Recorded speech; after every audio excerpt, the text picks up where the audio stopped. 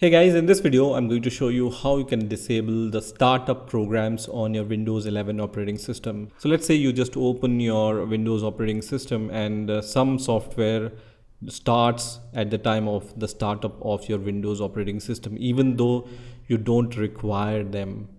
In my case, for example, I have installed this Steam app, which just starts when I restarts my Windows 11 operating system, and I want to disable it.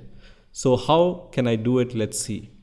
So for this, you need to open the Task Manager app. So you can open the Task Manager app by just right clicking on your Windows Start icon. So right click, and it's not a left click. So right click on the Windows Start icon and then click on Task Manager, which is going to open this kind of Task Manager.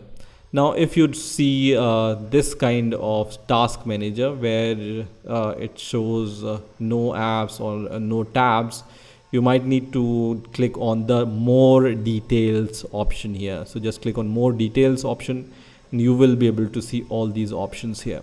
You can also search for the Task Manager app and open it from here. So if you don't see this Task Manager here, then you can search for the Task Manager app and then open it. Once the Task Manager app opens, you need to click on the Startup tab here at the top. So just click on the Startup tab, and here you will be able to see all the startup programs which starts when you restart or start your Windows operating system. So as you can see, as I have mentioned, I want to disable Steam when I start my Windows operating system. Right now it's enabled. You can see the status of each and every program which starts at the time of Windows startup. And if you want to disable it, just select the software or app and then click on disable.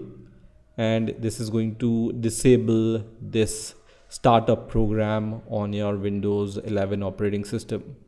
Similarly, I want to disable Cortex launcher, so I can select this and then click on disable.